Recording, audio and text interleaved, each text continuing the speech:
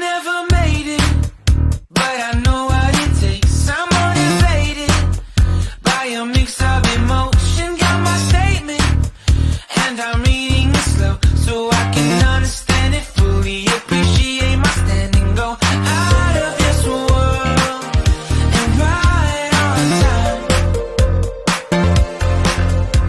Oh, never in my life have I seen the sky light up like this.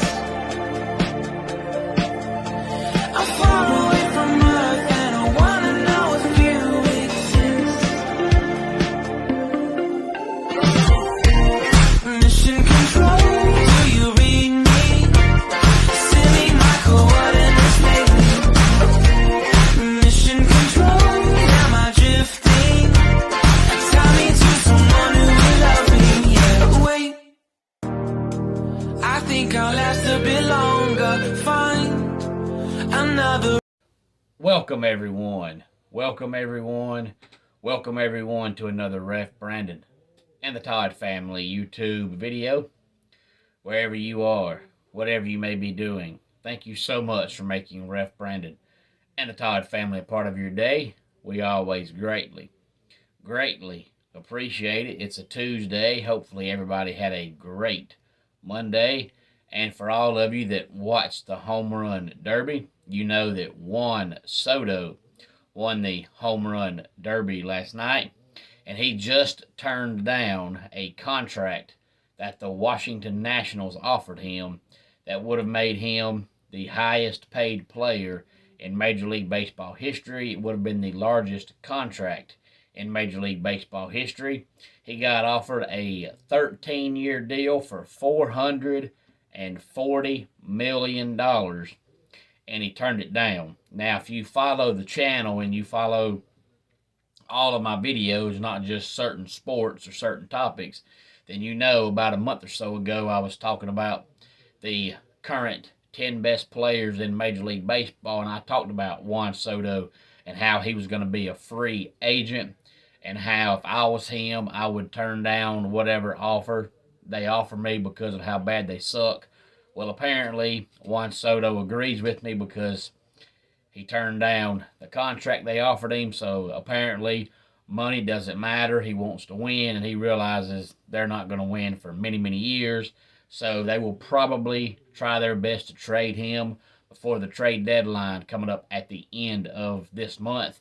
That way, at least you get something for losing him. Otherwise, you wait till the offseason, he leaves as a free agent, and you get absolutely nothing. And as bad as the Nationals are, they need something. But anyway, on to today's video, which is going to be about baseball.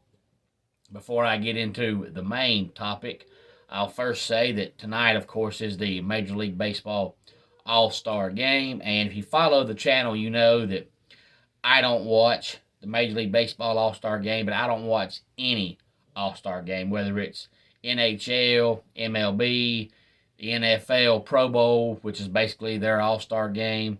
I don't watch any of them because they're all just exhibitions. They're all just practice, and I just can't put enough time and energy and effort into watching a glorified scrimmage, which is what any of them are. But if I was going to watch one All-Star game in any sport, the one that I would watch would be the Major League Baseball All-Star Game. It's the only All-Star game that's basically a regular game. The NBA All-Star Game is basically a 2.5-hour dunk contest where the final score is 165 to 160, so there's no defense at all. 5 guys on defense just stand back and watch the guy bouncing the ball just go to the hole and dunk it. So there's nothing to that. And the NFL Pro Bowl is no defense at all. It's just guys going downfield catching 60-yard bombs all game long. So the Major League Baseball All-Star Game, I will give them credit. At least they make it like a regular game and play it like a regular game and try to teach us that it's a regular game. Try to tell us it's a regular game. Try to convince us it's a regular game. But the problem is, you look around, and not just baseball, but football and basketball, how many athletes say, well, it's just the All-Star Game, so I'm not going to play in it. So how can you have players coming out and saying it's basically a practice, but yet you want us fans to believe the game means something? They don't mean anything. They're fun to watch. They're exciting to watch. And whatever team you pull for in whatever sport it is, you're glad that your guy on your team made whatever the All-Star game is in that sport. But at the end of the day, they're just a glorified practice. That's all they are. They don't mean anything whatsoever. So that's why I don't watch any All-Star games. None of them mean anything.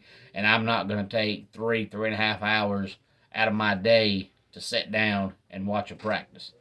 I'm just not going to do it.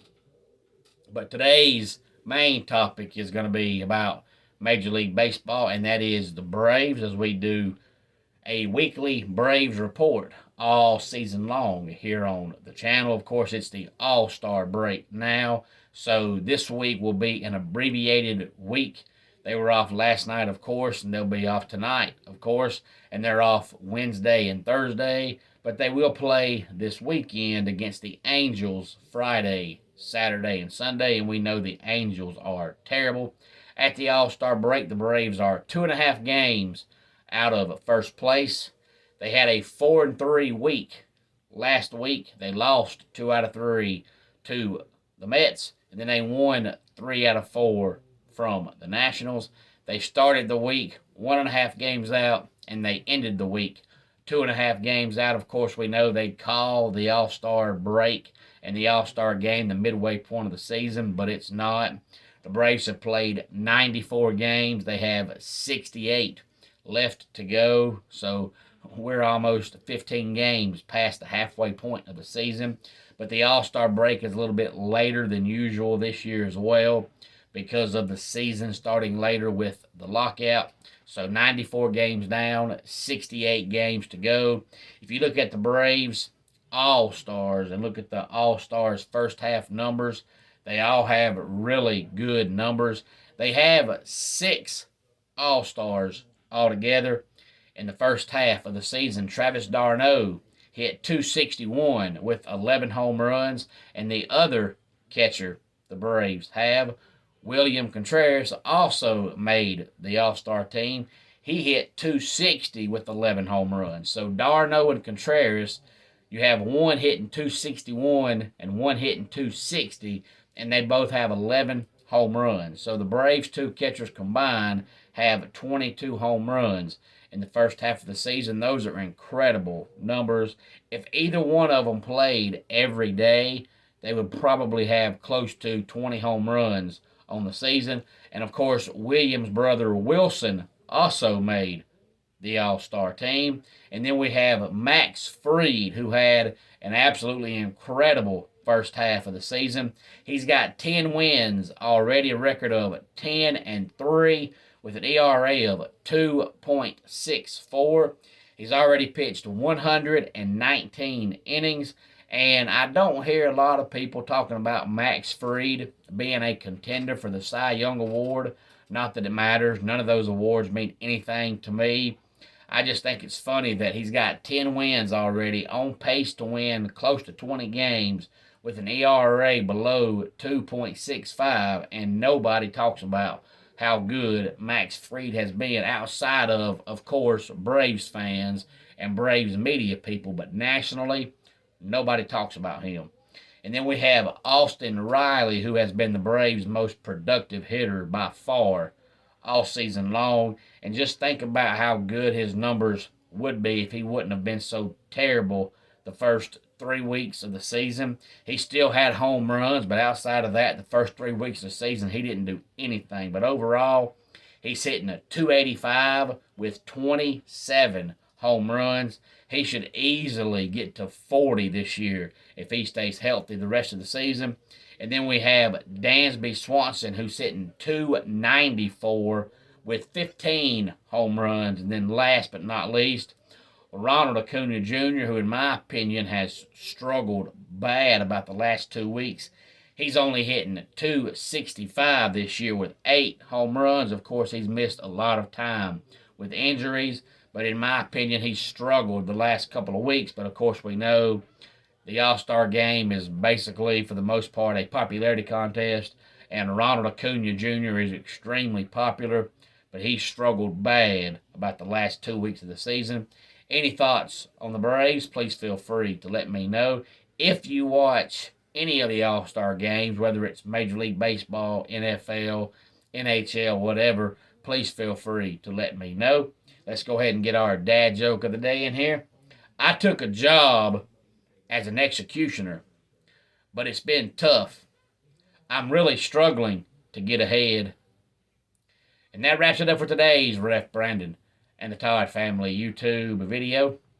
Until next time, it's Ref Brandon saying, just like in pro wrestling, life can be over by the count of 3. Tell your friends and family how much you love them. Bye.